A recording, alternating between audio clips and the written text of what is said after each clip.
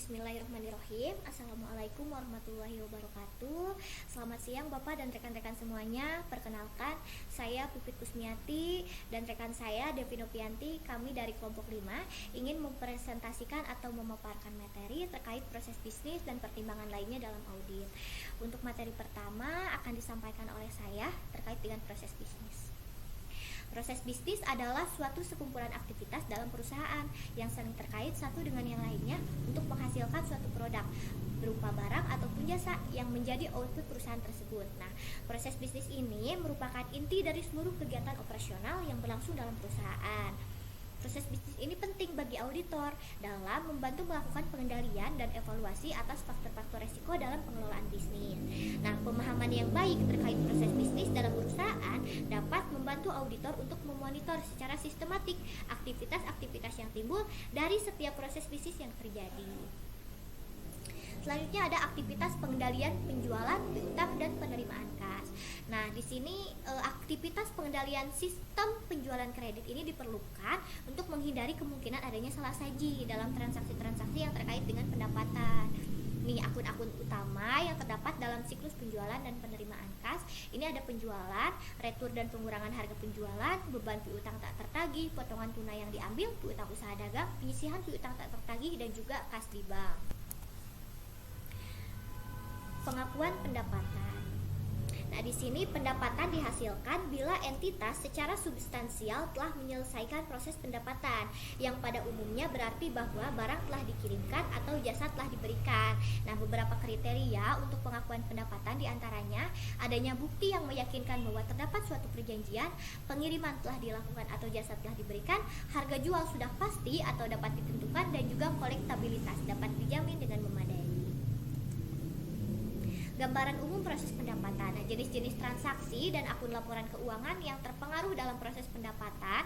Yang pertama adanya penjualan barang atau penyerahan jasa secara tunai atau kredit, penerimaan kas dari pelanggan sebagai pembayaran atas barang dan jasa, dan juga pengembalian barang oleh pelanggan secara kredit atau tunai. Berikut dokumen dan catatan yang terdapat dalam proses pendapatan. Ada customer sales order, ada credit approval form, ada open order report, ada shipping dokumen atau dokumen pengiriman, ada faktur penjualan juga, ada jurnal penjualan, ada laporan transaksi pelanggan, ada buku besar pembantu piutang usaha, neraca saldo umur piutang usaha, ada nota pembayaran, jurnal penerimaan kas, memorandum kredit, dan juga otorisasi penghapusan.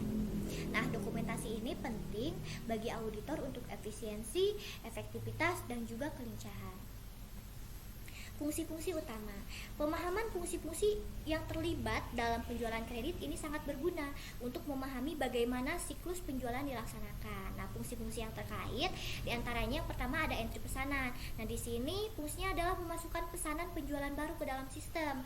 Lalu dilakukan otorisasi kredit. Nah, otorisasi kredit ini berfungsi untuk menetapkan apakah pelanggan memiliki kemampuan untuk membayar barang atau jasa. Lalu adanya juga pengiriman. Nah, fungsinya adalah untuk melakukan pengiriman barang itu. Pengiriman ini berfungsi untuk melakukan pengiriman atas sesuai pesanan gitu.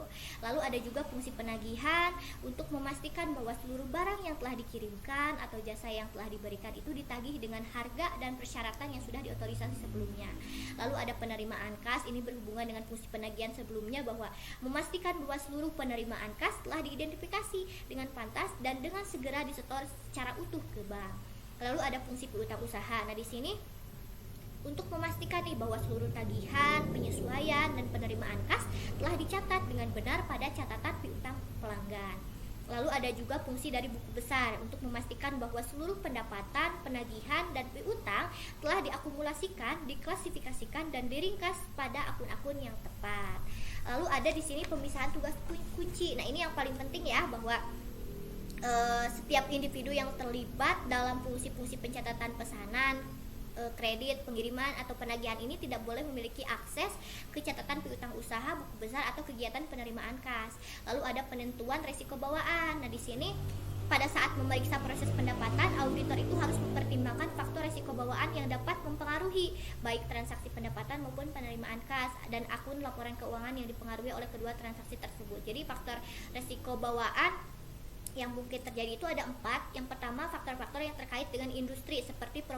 kualitas dan kesehatan industri di mana perusahaan beroperasi, terus kompleksitas dan perdebatan atas persoalan pengakuan pendapatan, kesulitan audit atas transaksi dan saldo akun juga salah saji yang terdeteksi dalam audit pada periode sebelumnya.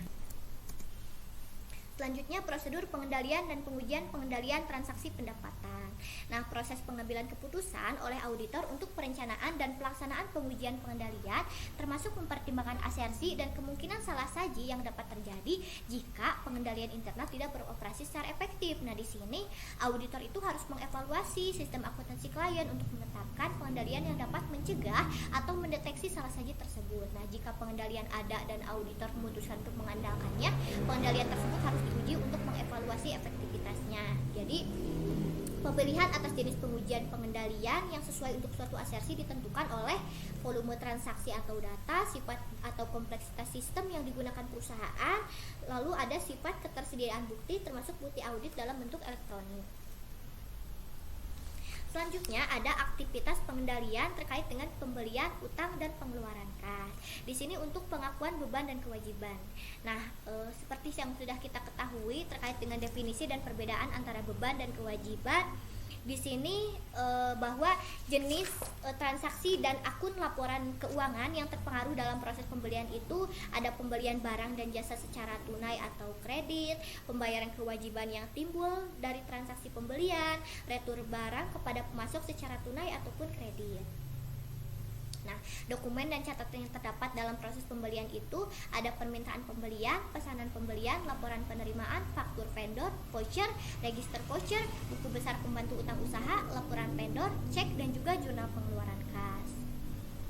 Nah, berikut adalah fungsi-fungsi utama nih dalam siklus pembelian. Ada juga fungsi permintaan di sini bahwa yang memiliki wewenang itu adalah pegawai untuk melakukan permintaan. Jadi wewenangnya itu dari berbagai departemen atau area fungsional dalam entitas. Lalu ada fungsi pembelian yang melaksanakan pesanan pembelian yang sudah diautorisasi sebelumnya. Ada juga fungsi penerimaan yang bertanggung jawab atas penerimaan perhitungan dan pemeriksaan barang yang diterima dari vendor. Ada juga pemrosesan faktur untuk memastikan barang dan jasa yang diterima dicatat sebagai aktiva atau beban bersamaan dengan pengakuan kewajiban yang timbul. Lalu ada juga fungsi pengeluaran untuk menyiapkan dan menandatangani cek yang akan dibayarkan ke vendor. Lalu ada juga fungsi utang usaha untuk memastikan bahwa seluruh faktur vendor, pengeluaran kas, dan penyesuaian telah dicatat dalam catatan utang usaha. Lalu ada juga fungsi buku besar untuk memastikan bahwa seluruh pembelian, pengeluaran kas, dan utang telah diakumulasikan, diklasifikasikan, dan diringkas pada akun-akun yang tepat. Selanjutnya ada pemisahan tugas kunci. Nah, ini yang paling terpenting ya, bahwa setiap individu yang terlibat dalam fungsi-fungsi permintaan, pembelian, dan penerimaan itu harus terpisah dari fungsi-fungsi pemrosesan faktur, utang usaha, dan juga buku besar. Terkait evaluasi temuan audit juga, jika auditor telah menyelesaikan prosedur substansif yang direncanakan, kemungkinan salah saji atas utang usaha itu ditentukan dengan baik menggunakan teknik sampling statistik ataupun non-statistik. Selanjutnya untuk aktivitas pengendalian persediaan dan produksi. Nah, di sini persediaan itu ditentukan berdasarkan jenis usaha dari perusahaan. Ada persediaan barang dagang dan juga persediaan bahan mentah, ada persediaan barang jadi itu untuk perusahaan manufaktur ya. Dan pengujian yang dilakukan oleh auditor berkenaan atau berkaitan dengan persediaan itu ada dua. Yang pertama ada pengujian pengendalian terhadap aktivitas perhitungan fisik persediaan dan juga pengujian substantif terhadap saldo persediaan. Nah, sebelum lanjut ke dalam fungsi yang terkait dengan aktivitas perhitungan fisik persediaan itu, seorang auditor itu harus memahami terkait dengan sistem pengendalian intern yang terkait dengan aktivitas tersebut. Nah, berikut juga dengan fungsi-fungsinya ya terkait dengan persediaan. Yang pertama ada tim perhitungan fisik persediaan, ada fungsi akuntansi biaya, fungsi akuntansi umum. Prosedur yang terkait dengan aktivitas perhitungan fisik persediaan seperti perhitungan fisik, kompilasi, penentuan kos persediaan, adjustment kos persediaan, juga dokumen yang terkait seperti kartu perhitungan fisik, bukti memorial, daftar hasil perhitungan fisik, dan juga catatan akuntansi ini seperti buku pembantu persediaan dan juga jurnal bukti. Selanjutnya program audit untuk pengujian pengendalian terhadap aktivitas perhitungan fisik persediaan. Kita harus mempelajari instruksi yang digunakan untuk menghitung fisik persediaan, melakukan pengamatan, melakukan hitung uji, pengujian kompilasi, pengujian kos, dan juga adjustment test. Selanjutnya, program audit untuk pengujian substantif terhadap saldo persediaan meliputi harus melakukan prosedur audit awal, prosedur analitik, pengujian terhadap transaksi rinci, pengujian terhadap saldo akun rinci, dan juga verifikasi penyajian dan pengungkapan.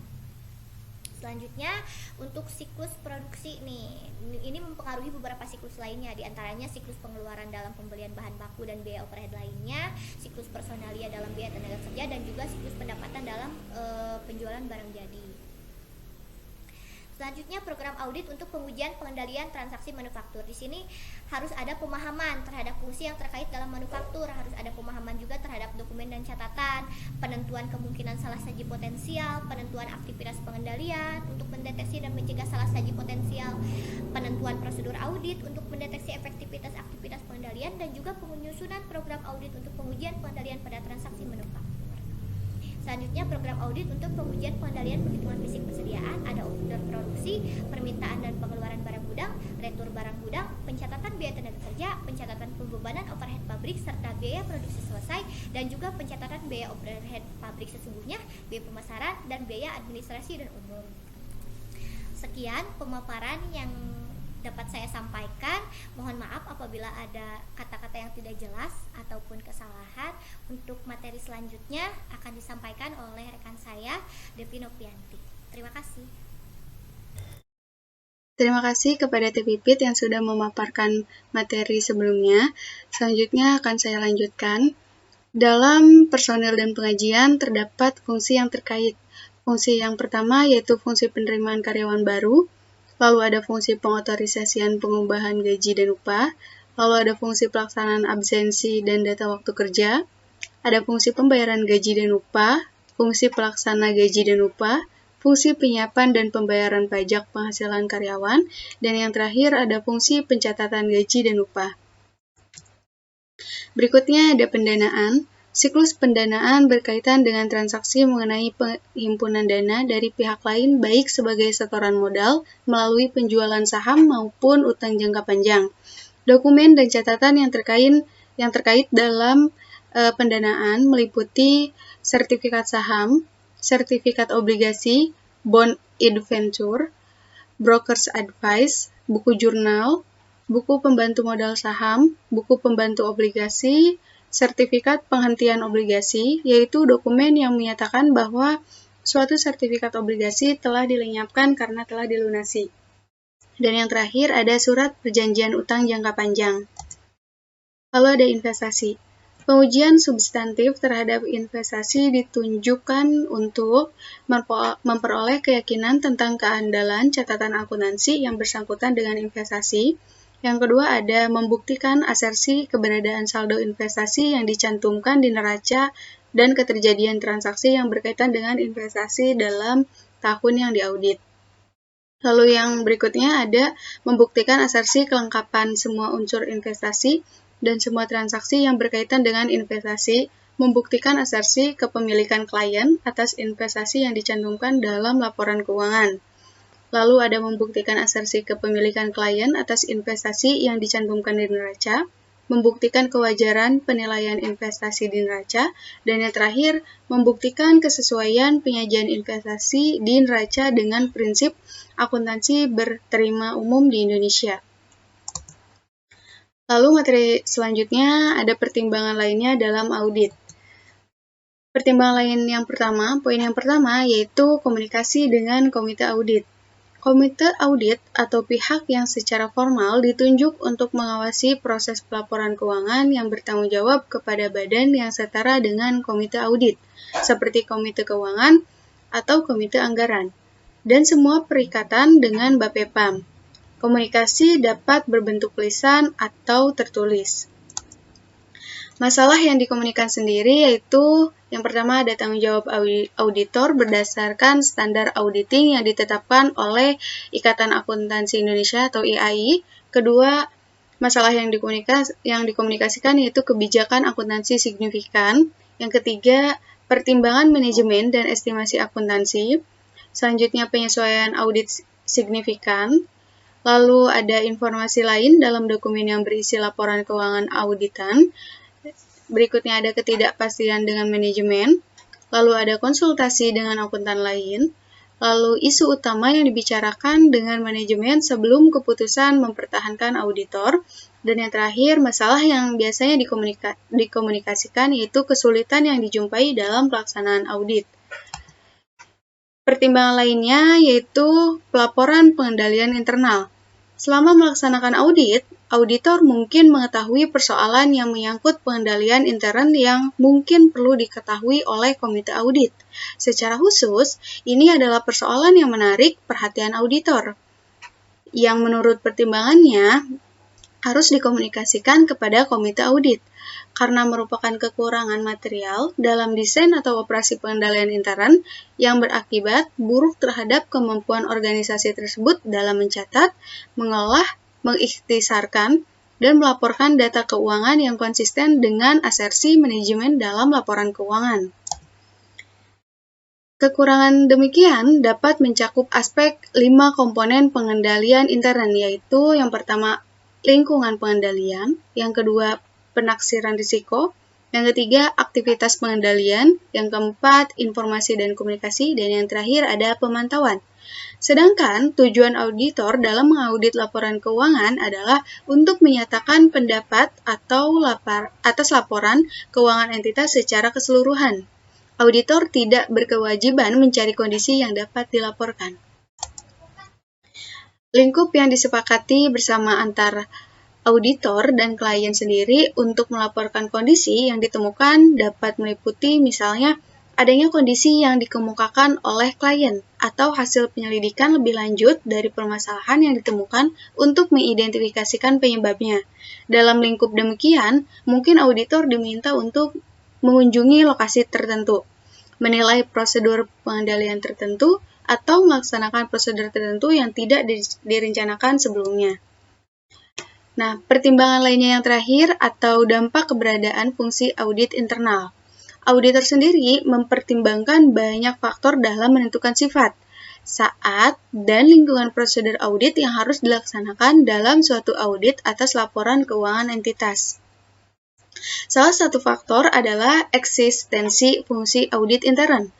Auditor intern bertanggung jawab untuk menyediakan jasa analisis dan evaluasi, memberikan keyakinan dan rekomendasi, dan informasi lain kepada manajemen entitas dan dewan komisaris, atau pihak lain yang setara wewenang dan tanggung jawabnya. Tanggung jawab penting fungsi audit intern adalah memantau kinerja pengendalian entitas. Pada waktu auditor berusaha memahami pengendalian intern, ia harus berusaha memahami fungsi audit intern yang cukup untuk mengidentifikasi aktivitas audit intern yang relevan dengan perencanaan audit. Cukup sekian presentasi dari kelompok 5. Kurang dan lebihnya kami mohon maaf karena kami masih dalam proses pembelajaran. Terima kasih. Wassalamualaikum warahmatullahi wabarakatuh.